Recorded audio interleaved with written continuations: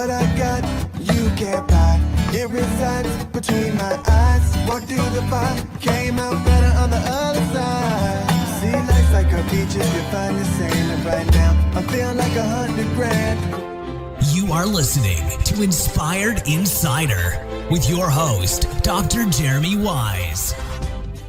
Dr. Jeremy Wise here, founder of inspiredinsider.com, where I talk with inspirational entrepreneurs and leaders. Today is no different. I have Brett Curry of OMG Commerce. And Brett, before I formally introduce you, I always like to point out other episodes people should check out. And when I think of you, I think of a combination of agency, e-commerce, and direct response. So some of the past guests include Jason Swank, who built his agency up for over eight figures, sold it.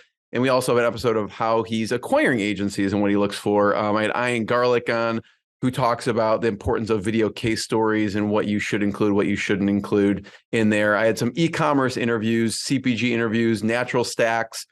That was probably the best intro ever. I'll just let people check it out that I've ever had over the past 15 years. And it has to do with ESPN. But if you want to check that out, RX Bars was a good one. And then to our mutual friend, Chad Rubin, when in the Skubana days, when he had Skubana, and he sold that, and now he runs Prophecy, so people can check that out. And then from a direct response, because I'm going to hear Brett's actual favorite resources, direct response resources, but I had Daniel Harmon from Harmon Brothers. He talks about their process for producing viral videos, and Kevin Donlin talks about helping a business grow to $100 million using direct mail, old school direct mail. So this episode is brought to you by Rise 25. At Rise 25, we help businesses give to and connect to their Dream 100 relationships. And how do we do that? We actually help you run your podcast. We are an easy button for a company to launch and run a podcast. We provide strategy, accountability, and full execution.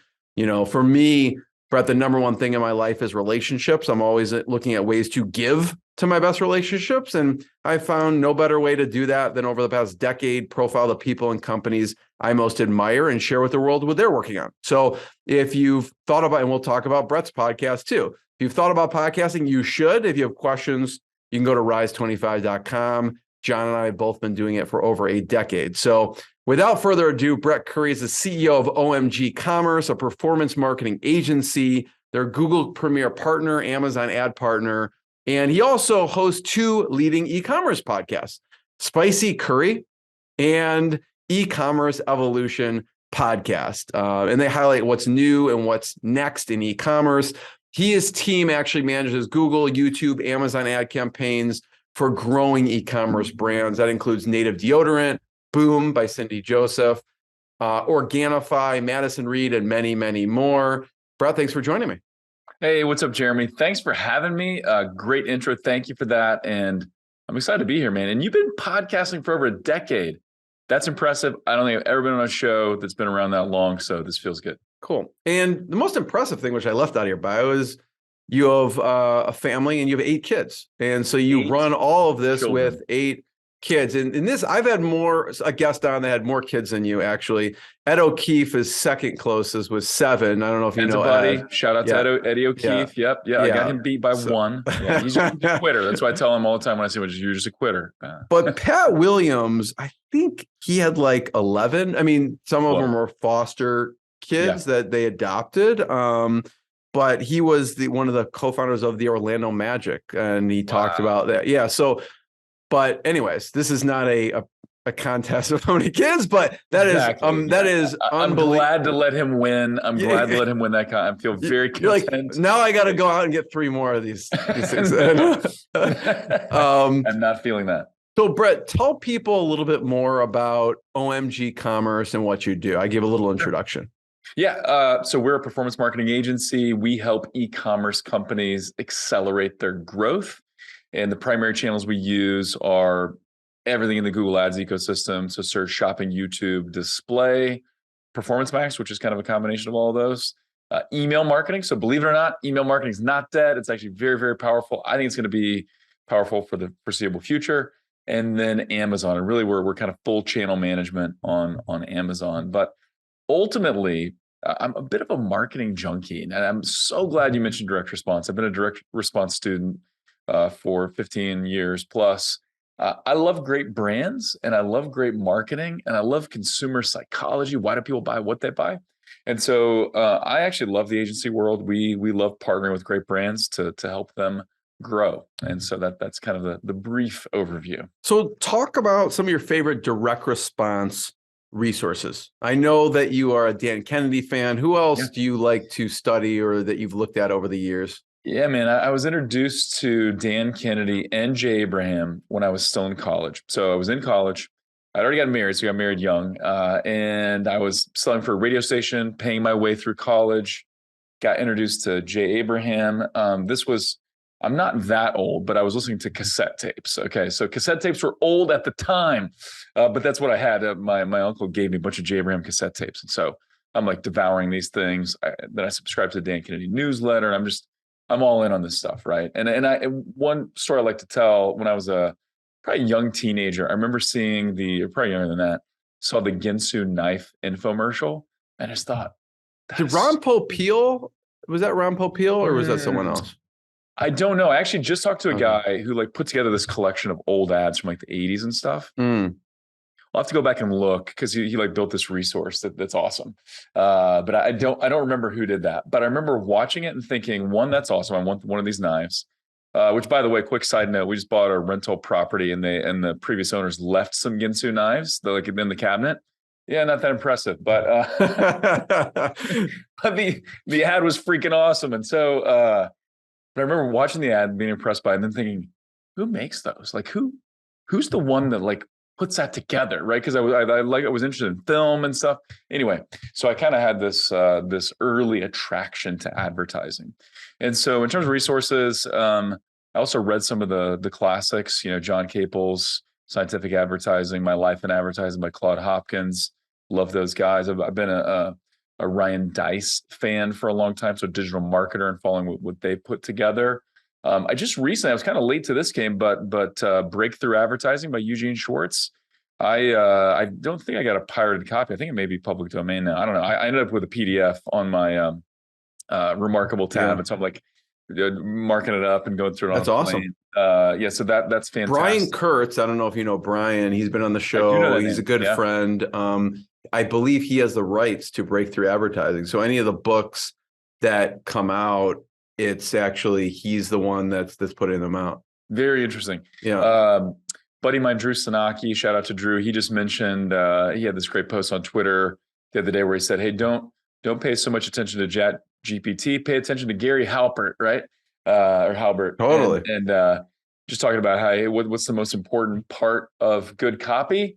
It's not your headline. It's not your subject line. It's not any of this. It's having a starving crowd, right? That's Gary Halbert's line. So I love that. But yeah, those are a few, man. I just devour things. I listen to podcasts a lot, and just always been a student of marketing. It's fun for me. Like I'll read marketing books on vacation, just because I like the. If someone listens to all the things you said, Brett, and gets those resources, they will, be very versed in direct response. And I think it'll change your marketing life. Those resources. Agreed. I had almost all of the Gary Halbert proteges on my podcast before, and no doubt, wow, just Gary's not around anymore, unfortunately, right. But they shared some amazing stories and things. So I love that. Well, Dan Kennedy was quoted saying Dan Kennedy could write copy, right? And which funny story about Dan Kennedy. Everybody thought Dan Kennedy died. I thought Dan Kennedy died. Russell Brunson is actually a friend of mine. And Russell bought out his business. And I was like, wait a minute. I was talking to Russell's right-hand man, John Parks. And he's like, yeah, Dan didn't die. Because Dan wrote like this letter from his deathbed or whatever. And it was like this moving letter. And I was like, well, he's gone. But he's not. So he's like speaking at events. So thankfully Dan pulled through. But Dan Kennedy said one time, he said, hey, I'll put my copy up against anybody's, but nobody's better than Gary Halbert, and Gary's better than me. Right. So that's a pretty high praise. Huge. Yeah. I would love to talk about the agency and when you first started the agency, because you've been at this game for a long time. It wasn't what it is now. What did it start off being? What did the beginning look like? Yeah. So it has evolved substantially in the last 13 years. So started in 2010. My business partner, Chris Brewer, and I, we'd done some projects and things together in the past. I had another agency at the time that was doing TV, radio, print, direct mail, stuff like that. He had a direct mail company, and we're like, hey, let's do some online stuff together, right? So we basically started this company as a project. Like, let's just see what happens, And we were selling local Google Map optimization to local businesses, and it exploded. And it was just like, we had good trust with people. We were pretty good at sales. We understood marketing, and it exploded. But even early on, we thought, well, maybe it'll be like Chris and I and some admins and a couple support people, whatever. And we'll just kind of do our things. We'll be these brilliant marketing guys.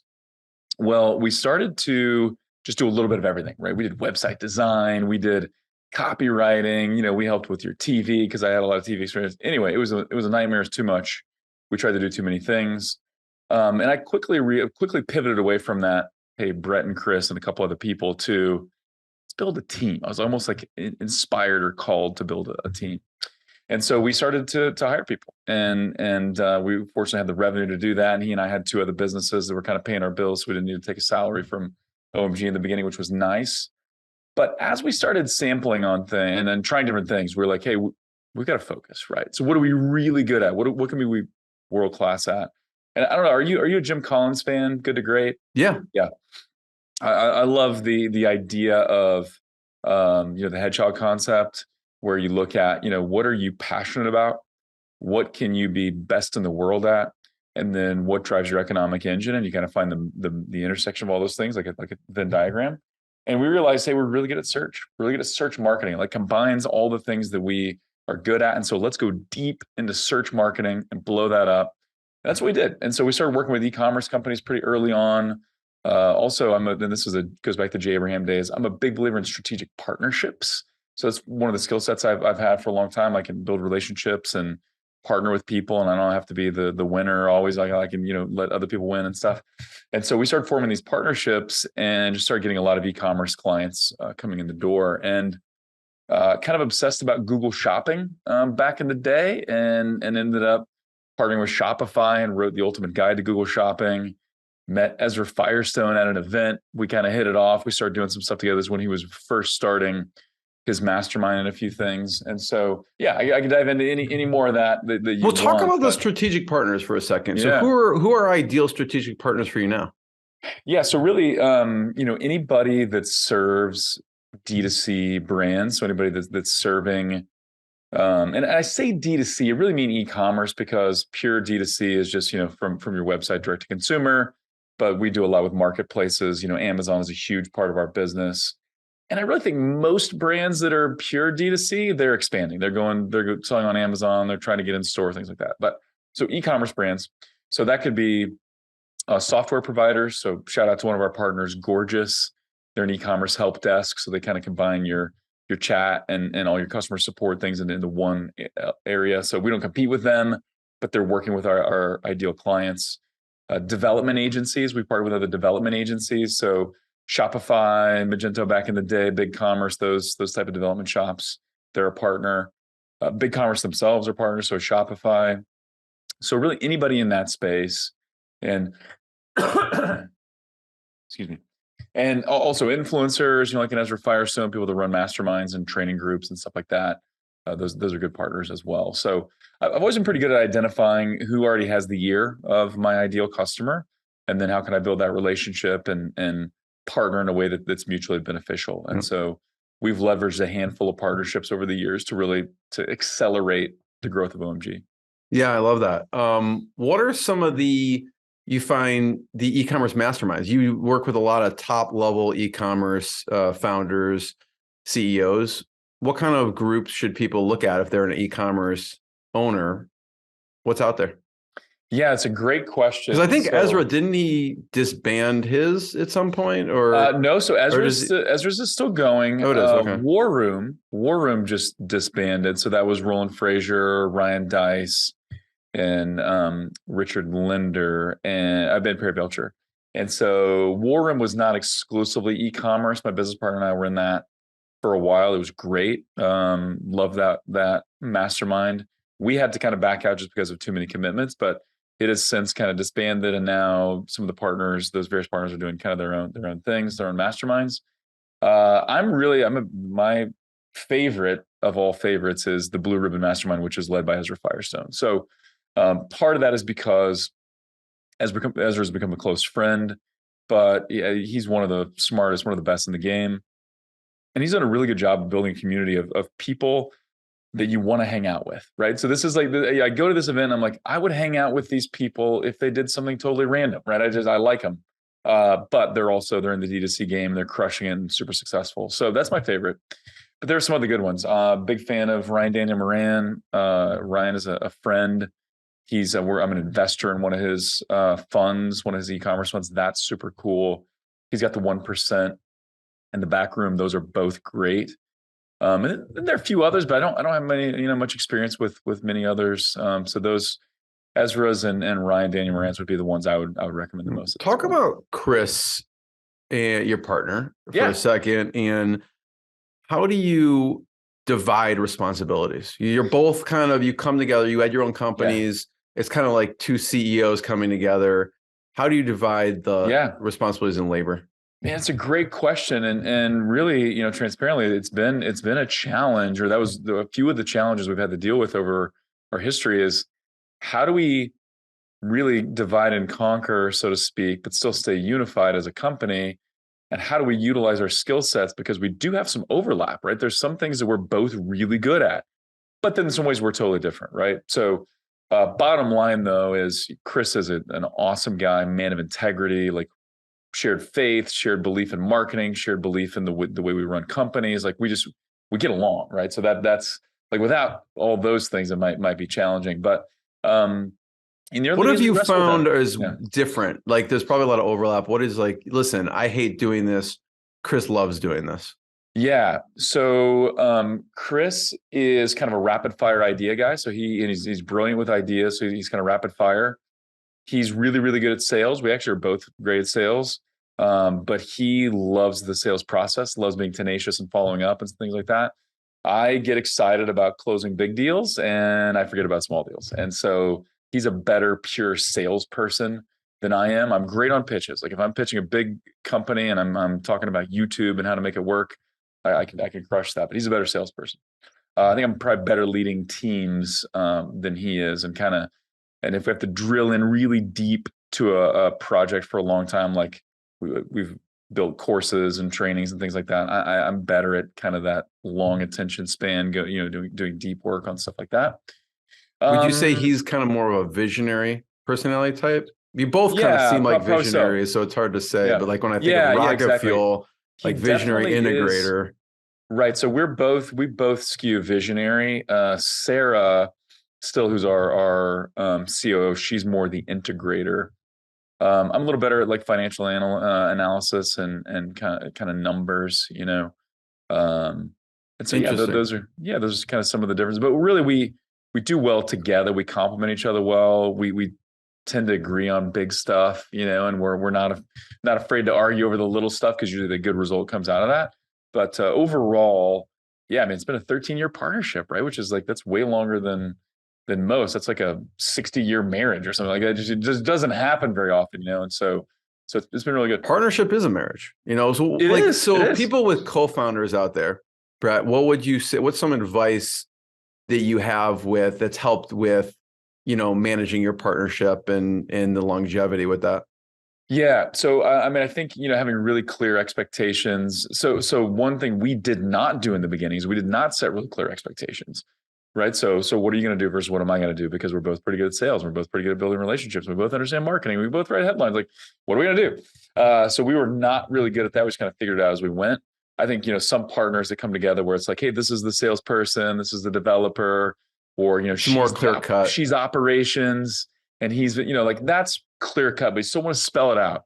And how are we going to, deal with things if we have disagreements? We actually did do that. We created this document, it was like kind of like pre-operating agreement where it was like, hey, what if there's a disagreement? Who are we going to have kind of like help us solve it and stuff like that. And so that was good. But I think really getting clear on roles, and that's now something we revisit frequently. So we just did this, our executive team, myself, Chris, and Sarah, like, okay, what are our roles? How do our roles need to shift now that we're a team of 73 now. So a team of 73, we're pushing that 10 million and beyond in annual run rate. And so like, how do we have to show up? What do our roles look like now? Because we can't be what we were, even a couple of years ago. Exactly. And so anyway, I think clear expectations, understand what you're good at, what you're not. And I think using some tools to get there. So my favorite personality tools are Enneagram. Not everybody likes it, but I do. Culture Index, which is not affordable, but it's awesome. And then I think it's like $5,000 per license. I forgot what it was. Yeah. So Culture Index only makes sense if one, you're going to be hiring a lot. So we knew we were going to be going from like 15 to whatever, 15 to 70. So like we did a lot of hiring. It was extremely valuable. The training on it takes some time. It's like you really got to train on it. It's like 2 days worth of training. So it's not super easy. Where you get something like DISC, which just honestly is not my favorite, but it's so useful. That's like super easy to understand. For the right size company, 5,000. It helps you hire someone. Exactly. It like pays for itself hundreds of times over. It does. And it's really geared towards work. We're really digging into, and we're really new on this, but I'm a big fan of Patrick Lencioni, and he runs the Table Group, and he's an author, but they have a tool called Working. I love his Genius. books.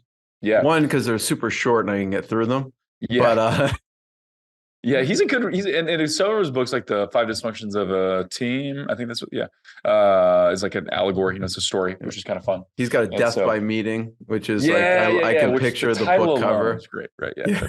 That's one you want to buy just because like the title's great. But so Working Genius, we're going through that. So anyway, I think understand your personality, understand your partner's personality, and then get really clear with how are we going to divide responsibilities? How are we going to work together? What kind of decisions require both of us? What decisions are we going to have the autonomy, give ourselves the autonomy to make on our own? That type of thing. And then really understanding things like your Working Genius or your Enneagram type and things like that. I love it.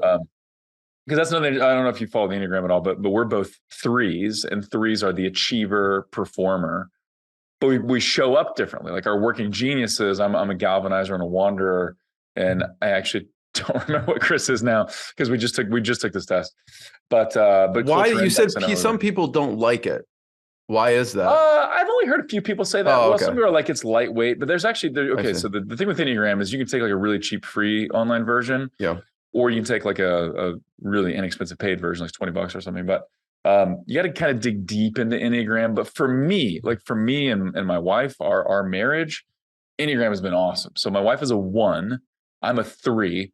And so there's one time we were in our small group where I was Googling 1s and 3s in a marriage. And it gave this description of what fights are like.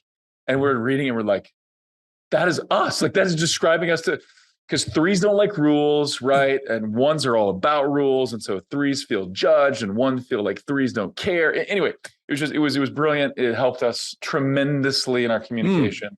And so I'm a big fan. So anyone out there, you could use this for personal. We did I did a Colby, and then my wife did Colby, and we actually had a consultant do like a joint session explaining, Did you like that? Did you like the Colby? It was amazing. Test? Yeah, I loved it.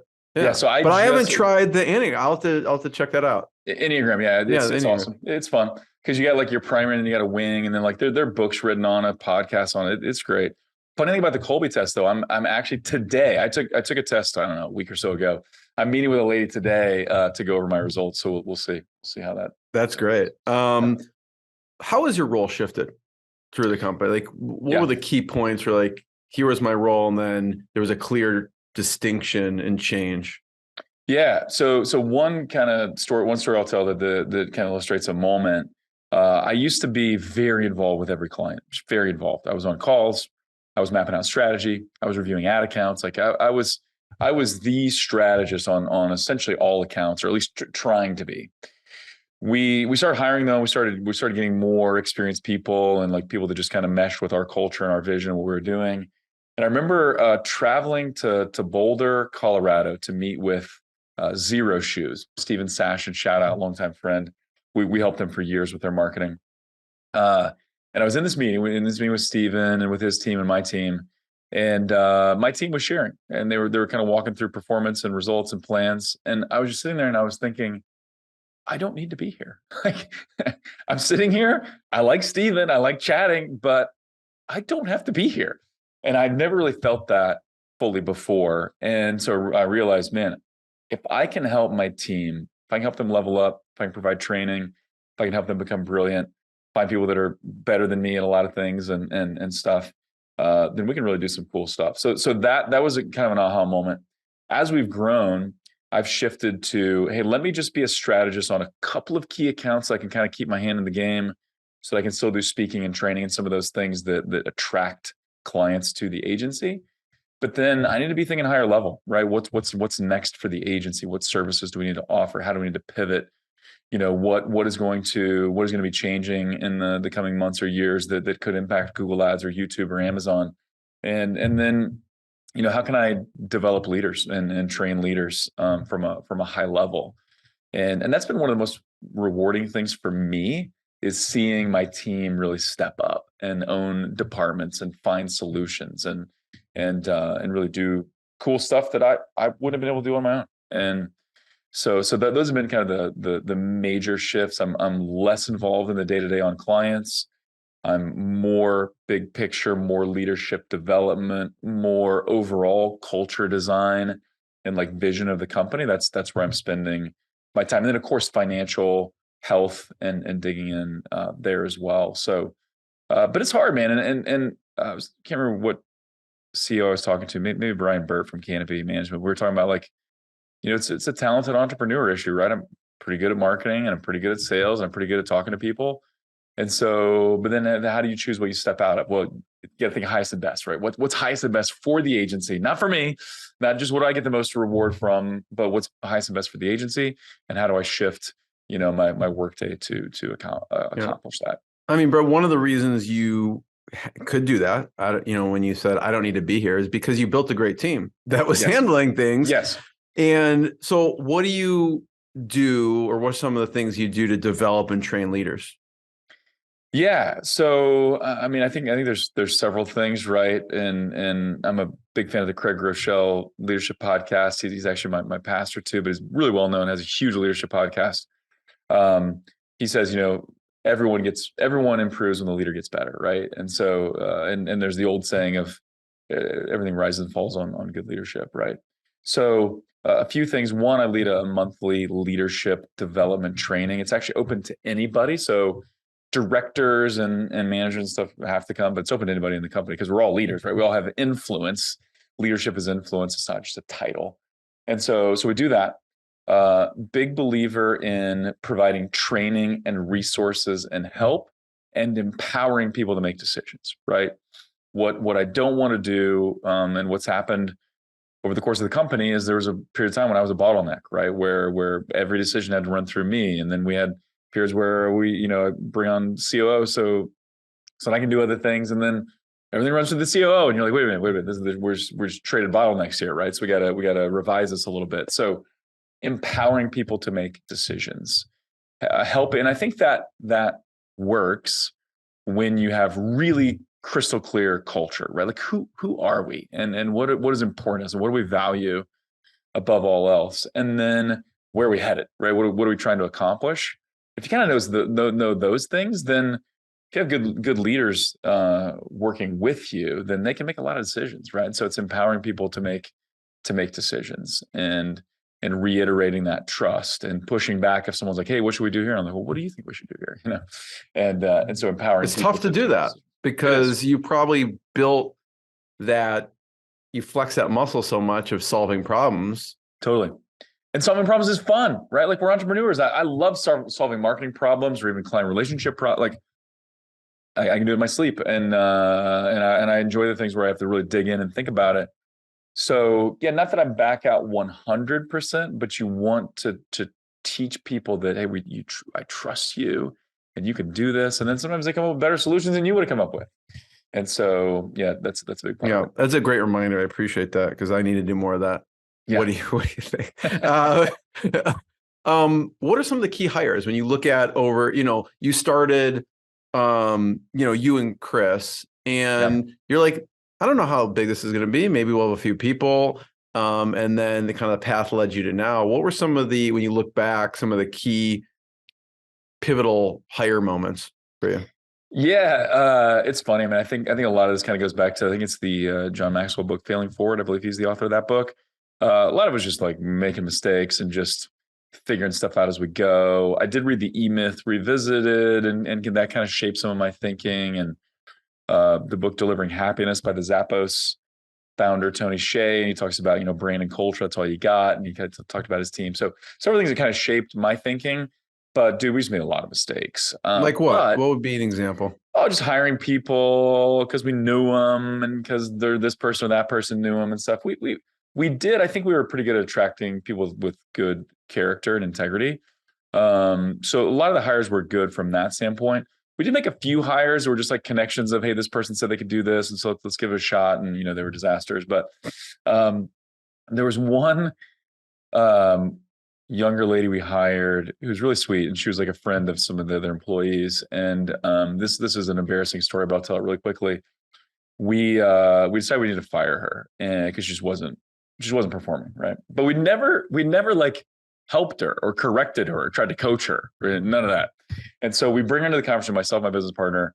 And so I'm like nervous. I'm so like, oh, how's it going? And then I start to like fire her, and she loses it. Like everybody in the hallway here, she like slams the table, starts crying, and she's like, I'm being fired. I'm like, long story short, we unfired her. We gave her a corrective action plan. And then later, it was like 3 months later, she quit. And fortunately enough, she's really bright and she's having a great life now. I follow her on social media. She's doing fantastic. Probably no thanks to us. But anyway, so that was the unfiring. But, we got better after that, learned a lot from our mistakes. Interestingly enough, a couple of our key people, Sarah, who I mentioned as the COO, and then Brandy, who is our director of account management, they were both really early hires, like early days. And they're still with us. So even though we did a lot of you were doing things, something right, we didn't run everybody off. Yeah. So those are key hires. There's several. One gentleman named Greg, who is just one of our top strategists, and he owned a business. And another interesting story. He applied, and we're like, we can't afford this guy, and so we told him no. And he wrote like this epic email. It was like the best written email. The email was so good, and this does not happen because we hire a lot of people now, but I read this email. I couldn't sleep that night. I was like, we got to figure out a way to get Greg in the door. We got to figure out a way to pay Greg, So the next day I walk into Sarah's office. I'm like, we got to figure out a way to get Greg in. And I said, I've got an idea. And so we ended up giving Greg an offer, and he's just been a legend. He's been with us for a long time. What was in that email that stuck out? Man, I have to go back and read it. We actually revisited it recently, but he was not like overly pushy, but he was like, hey, here's why this would be such a good fit, and here's why I think you should reconsider. And it was like, everything was sound. It was just like, it was perfect. And I was like, he's right. And so anyway, thankfully we realized we were wrong. We made him an offer, and the rest is history. So, well, you must have done something right in the interview process for him to really see that vision. Yeah, right? Totally. Yeah. And that's one of the things too that I've always believed. I enjoy podcasting. I enjoy speaking. I get to speak at a number of events each year, and I would do it just because I like it, if I'm being totally honest. But it attracts clients. That's a big win, but it also attracts great people, right? So people are like, oh, this is a thought leader. That's a really cool perspective. Or I like the way they do that, so I'd like to work there. And so that's one of the they get to know you. Yeah, for sure. At what point did you realize, we are ready and need a COO? Because some of these leadership positions, like you said, some people do it. They're like, they're doing it ahead of schedule. Like, we're not ready. Kind of like Greg, like we just need to figure out a way to pay this person because we know this is in the future. And some people do it after the fact, like, oh my God, we're swamped. What did that position look like? Yeah, it was actually really interesting. We were in the culture index process. So again, and Mark Connolly was our culture index advisor. And it was myself and Chris and Sarah. We're the ones heading it up, but Sarah was not COO. She was director of finance. But she kind of helped with some leadership things too. And we were talking about like, we need like an operations person. We didn't call it COO at the time, although I think we quickly did, but we're like, we need, director of ops or whatever. So we're talking about it and whatever, and we're like, well, wait a minute, what about Sarah? And looked at her culture index and talked about, we're like, she'd be perfect, and then she wanted to do it. So yeah, we it kind of came out. I think if you look at entrepreneurship, some of it is just kind of making it up as you go, right? Like we want to pretend like it's more sophisticated. We want to pretend like we're super, super smart, but really in life, like parenting, life, business, you're making it up as you go to a certain degree. And so we're like figuring stuff out, smart, entrepreneurs running a gun type of thing. But we've always been good about bringing on outside perspectives and help and consultants and coaches and things like that. And so it was through that process we realized, okay, we're sort of operating as a three-headed, leadership team, but we need to formalize this, right? And Sarah needs to not be finance; she needs to be operations. And so it was through that culture index process that it came to light. Yeah. Thanks for walking through that, Brad. It's super valuable to hear your perspective and some of the journey on that. I'd love to talk about, in the very beginning, you mentioned a few things, and one is email. So I'd love to talk about your your perspective on email. Yeah, I think email is still extremely powerful. I've been in the marketing game long enough as you have, where I think we've heard that email was going to die maybe 2 or 3 times, but fortunately I haven't heard it in a long time. And now I think everybody's like, it's never going to die. It's like the cockroach of, that's not a very endearing term, but it's like it will never die. But email, I believe like for a direct to consumer and an e-commerce brand, email should touch 30 to 45% of your revenue. Not that it's fully responsible for that revenue, but email should touch it, right? And you use email to kind of indoctrinate or warm someone up on your brand. So if someone just subscribes to your list and they haven't bought anything yet, email can really cultivate them to be a great client, great customer. Once they buy, you get your post-purchase sequence to really get them ready to enjoy the product and get the most out of it. Repeat purchases, cart abandonment sequences, product launch sequences, all those things. Email just facilitates all that really, really well. And it's the one-to-one communication, feels one-to-one. And it's also powerful because, we're big believers in top of funnel advertising. And, we talked about loving infomercials and stuff. I think partially because of that, I love YouTube. And I also love YouTube because it's kind of the combination of video, which I've always enjoyed, and search, which has been my bread and butter for over a decade. And so love YouTube, but YouTube is usually used at the very top of the funnel, right? So it's not that common that someone clicks on a YouTube ad and buys right away, first time they've heard about a product. But someone might see a YouTube ad and click on a landing page and maybe enter their email for something, and then you can follow up with them and close the deal through email. And so we've got this ability, to really scale with YouTube ads, but email often is what closes the deal, right? I've always been a big fan of Google Shopping. I mentioned that. Google Shopping is kind of a closer as well. It's kind of bottom of funnel traffic. People have got their wallets out, ready to buy. Email does that. And so, and I also think that, your customer list, your first party data, that's the most valuable thing you have in addition to your brand. And so, being able to reach out to people when you want to, when you need to, is extremely powerful. It's that owned media, right? You got paid media, which is powerful. We love it. You can scale it, turn it on or off. You got earned media, which is kind of like SEO, and then owned media, email, where you can use that anytime you need. You had a guest on your podcast, Brett, that had I think did funny videos. Yeah. Talk about that for a second. Yeah, it's awesome. So Joseph Wilkins, and he created some of the videos for my buddy Ryan McKenzie at True Earth. Shout out to Ryan. And Joseph, he's great. He actually was trained by the Harmon brothers, and I actually had Daniel Harmon on the podcast too, which was super fun. I'll have to check that out. That, and then also Jacques Spitzer from Raindrop. Those guys are awesome. They're actually my favorite right now. They're just crushing it. Doing really good work. And Joseph's doing some awesome work too. So Joseph created some ads for True Earth, and they're great, right? They got the pattern interrupt. They follow the pattern of, or the flow of benefit and humor, and selling point and humor, and feature and humor. And so they're just really good. And so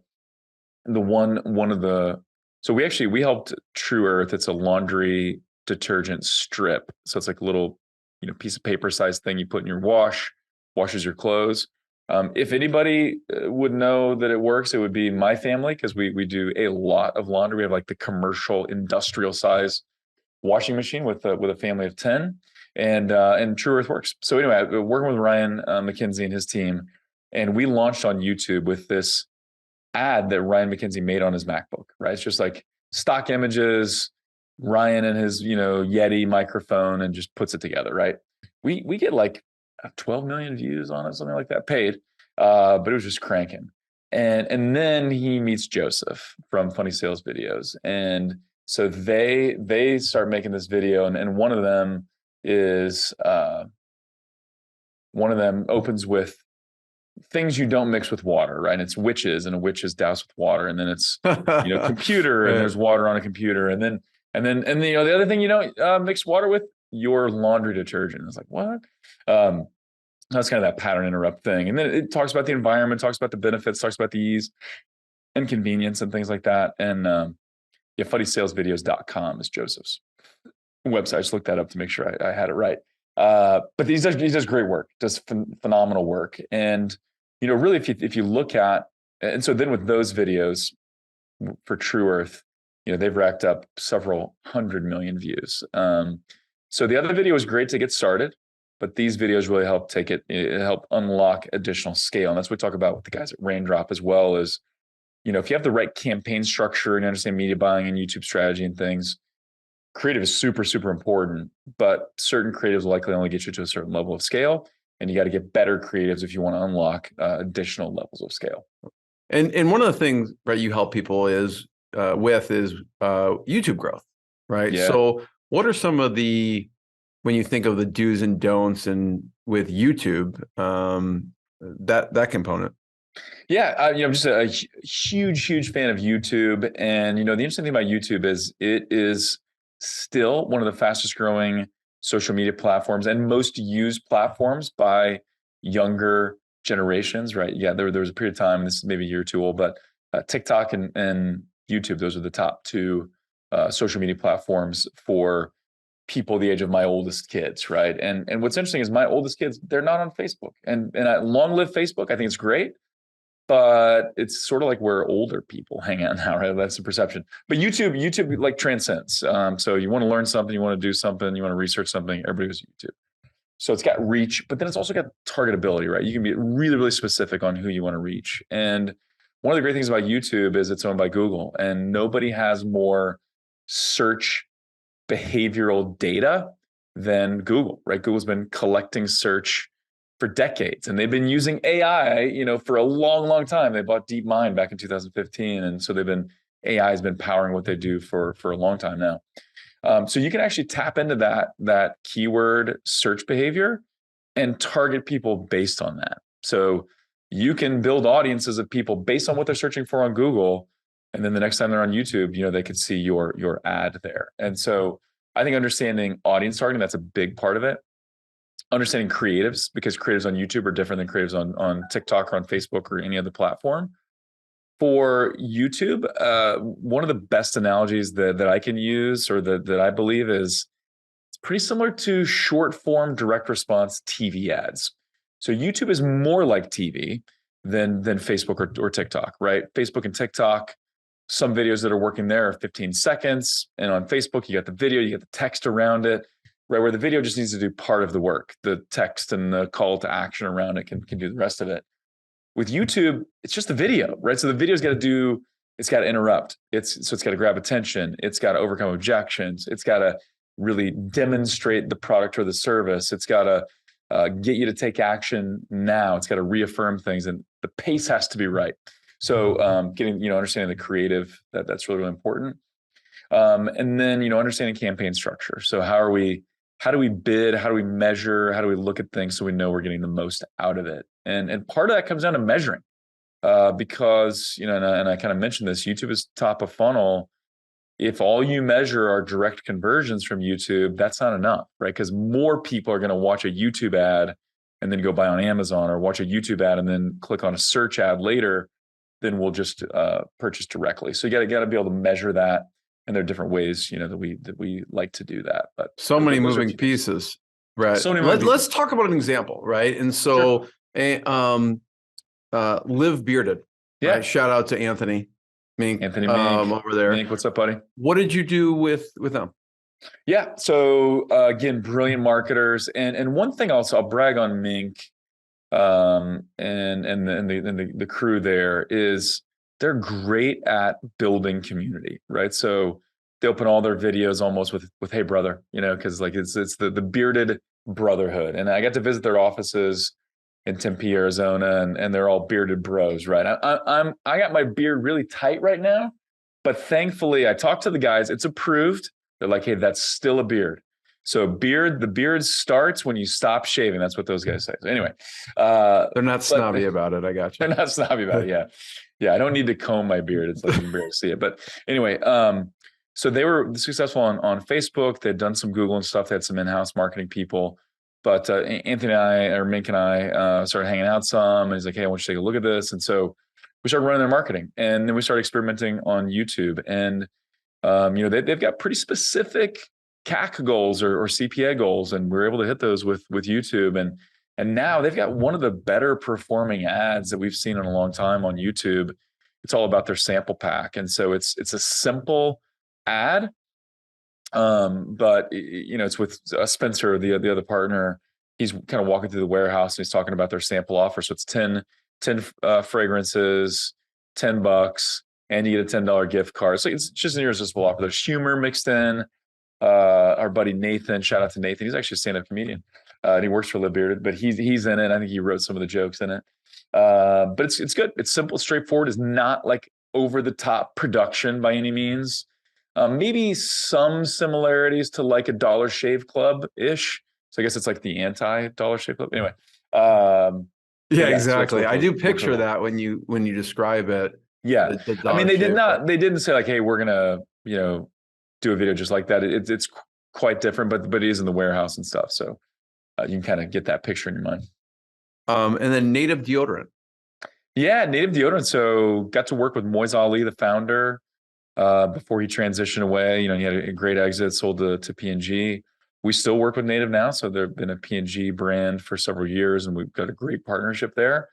But that's one where that kind of evolved from, it was D2C only, where we're running YouTube ads just to drive direct to consumer sales, to then they launched on Amazon. So, YouTube could support that, to now, hey, we're launching in these retail stores, and we're in CVS and Target and other places. And so how do we beef up our YouTube spend in key demographic, TV DMAs to spike in-store sales? And so that's been super fun. It's also been super fun to watch as they've kind of grown. So they went from deodorant only to then, adding body wash and hair care and toothpaste and sunscreen, and the list goes on and on. We actually collaborated with Raindrop. So Raindrop did a new campaign called Centaur. So it's like a centaur because, it's deodorant. It's a great ad.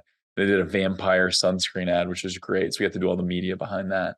And so yeah, Native, awesome brand, awesome team, love what they're doing. And so we run all their Google and YouTube. I'm curious, Brett, from a acquisition standpoint, there's usually, obviously a transition of leadership. How do you manage that as a company? Because the incoming leadership may have their preferred partners or they've worked with you before. How do you manage that transition of from an acquisition? And it's difficult. And any other agency owner out there, which I know there's a lot listening, that you get a new director of marketing, you get a new CEO, you get a new anybody, very likely that they're going to want to bring in their own team, right? Because you bring in someone new, they want to put their mark on the business. And so we've lost a number of clients that we were doing great work for just because they transitioned, right? I had this huge hair care brand. We were killing it. Like the core team loved us, but they sold. New marketing director comes in. We get the axe, right? It was terrible, but it happens. Like, you expect it. With this one though, credit to P&G. Like they took a real hard look at what we were doing. Of course, they took Moise's input as well. And they're just like, hey, you guys are crushing it. We're going to keep going. And so it's been a good partnership. We had to. I thought you were going to share like some secret, because no, here's how you keep a client after an acquisition. But here, so I will share this, and this is nothing groundbreaking or nothing extraordinary, but I think this is important. So we have an escalation process we utilize inside the agency. So anything happens, a little hiccup, a little whatever issue, we escalate it. So then leadership of departments come in, we strategize, we brainstorm, how do we fix this problem? We now do that anytime there's a leadership change or even a change on the marketing team. We're like, okay, escalation process. And now we've actually shifted that to problem solving process because escalation sounds like someone's in trouble. But anyway, problem solving process. Hey, let's dig in. All hands on deck. They're in the client account and leadership. How are we going to do this? And so, we do stuff like, hey, we'll offer a fly out. Let's meet. Let's do a full review. So there's no real secret sauce there because I think some people they're set on they're going to bring in their own agency. They've got to leave their mark on the company, and there's nothing you can do about that. But yeah, we go through the problem solving process. I appreciate your perspective on that. One last question, but first of all, thank you. This has been fantastic. I want to point everyone to omgcommerce.com to learn more. Check out his podcast, eCommerce Evolution Podcast and Spicy Curry. Last question is, a day in the life. You have 8 kids, you have a thriving, successful business with a lot of staff. What does a day look like for you? Yeah, a lot of days I do go to bed not remembering my own name or remembering what day it is, just so exhausted. That's you try and go to bed at a certain time? I don't. Well, like pre-midnight. I don't know. That's something that I'm not really great at. I'm trying to get better. We've been trying to go to bed in the 10 o'clock hour, but that doesn't happen often. When you've got teens and you've got little people, like it's really what's the range of age? So oldest is 21. He's not living home. He just moved to Kansas City for a job opportunity. Really great. Then our next daughter is away at college. So only six actually live at home right now. Right. But 21 down to 6 is the age range. And so, but I'm good about getting up early. And what's really interesting is I don't know if there's a lot going on or I'm just excited about things or stressed about things or a combination thereof, but I'm waking up early. Wake up at 5 o'clock, 6 at the latest. I'm up working. I've had a few times recently. This has been happening like 2 or 3 times a month, which is probably too much. I'll wake up at like 2 and work for a little while and then go back to bed. And actually Jim Collins does that too, which is interesting. But I work early. I like to have like a reflection time, journal time. I use the 5-minute journal. It's very simple. Prayer time, like reading scripture and kind of prayer time. And then I work out and then I'm off to the day. I'm coaching basketball right now. Then we have morning basketball practice. So that's what I do. Then I'm like getting up and eating and reading for, 30 seconds and then going to basketball practice. But that's almost over. And then, I've got my day really well laid out. So I've got an executive assistant named Tyler, who's like the best. So we're always strategizing on how do we improve efficiencies and what are some things he can take off my plate so that I can serve the team better and get involved in projects better. And then we have, weekly leadership type meetings. And so it's pretty well mapped out. And then try to, and some weeks better than others, once I get home, try to put the phone in the bedroom and really be focused, be present with the kids as much as possible. Because man, the time goes by quick, So I want to make sure, getting and giving everything I can to those relationships. So, Brett, I want to be the first one to thank you. Thank you so much, everyone. We'll see you next time. Thanks, Brett. Thanks, Jeremy. What I got, you can't buy. It resides between my eyes. Walked through the fire, came out better on the other side. See, life's like a beach if you find the sand. And right now, I feel like $100 grand.